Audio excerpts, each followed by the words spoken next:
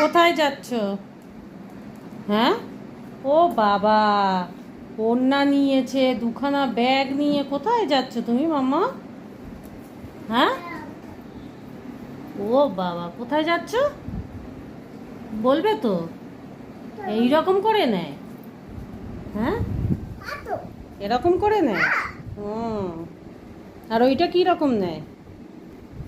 হুম, এরকম করে। ও, আর ওড়নাটা নিচে পড়ে গেছে। হুম, দাও ওড়নাটা কোলে নাও।